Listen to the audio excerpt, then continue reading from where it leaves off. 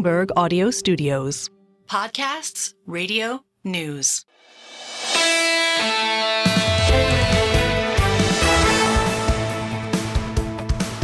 Single best idea, and we welcome all of you. Two ideas from today's show, and they're very different ideas, but yet they all close down to mathematics first in economics, investment, finance, and even a body of mathematics and international relations. This is about BlackRock. Eric Balchunas on Lawrence Fink and their huge commitment to the Bitcoin market. But first, the actual use of mathematics at BlackRock. Jeffrey Rosenberg is absolutely wonderful, prodigious mathematics out of Minnesota, out of Wisconsin, and then on to the acclaimed Tepper School at Carnegie Mellon. We got into the weeds. I mean, I'm sorry, 4 or 5 people drove off the New York State Thruway. Listen to this. I mean, I hope you're okay. But Jeffrey Rosenberg here on this strange word in mathematics, uncertainty. You know, it's interesting, Tom. You talk a lot about, you know, the math and the science that we use, and a lot of the math and the science that we use is the mathematics of uncertainty, right? It's using probability and statistics and risk models to try to quantify uncertainty, because that's really what it's about.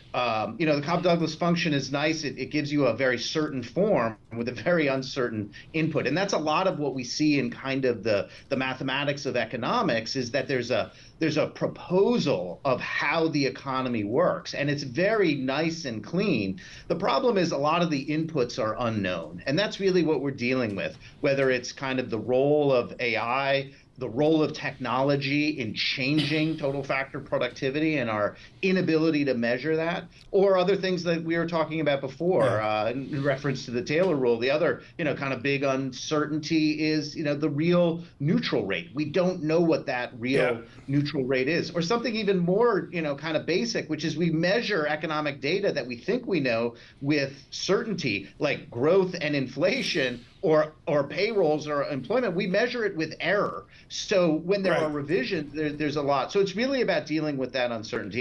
Jeffrey Rosenberg, there with BlackRock, just can't say enough about his value add to all of Bloomberg surveillance, including on Jobs Day and, of course, the Fed decides as well.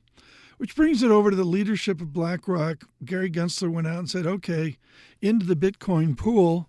Everybody dived in, and many would say no one more than BlackRock. We are advantaged by the expertise of Eric Balchunas. Without question, if you're at a panel, you're at a conference, when he speaks, the world stops and everybody listens. Eric Balchunas on BlackRock and Bitcoin. Well, it is such a small sliver of Larry's whole world. That's what I told the crypto people. They think this is such a big deal. It's a nice hit, but it's 0.01% of their revenue. So Larry is doing everything right, in my opinion.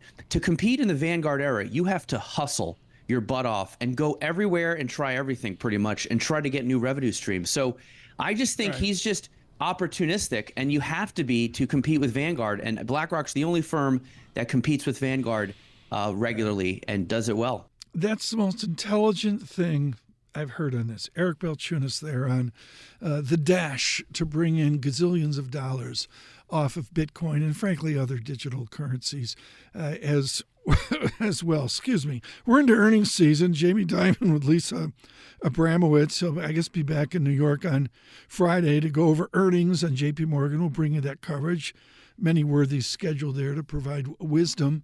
And, of course, the inflation report on Thursday. Really looking forward to that. We got PPI and CPI, and, you know, the jumble of it will, I think, have some value. But, boy, if things shifted from a 50 basis point to a 25 basis point guess forward, and Torsten Slok today with Apollo Global Management saying, look, there's just too much buoyancy out there.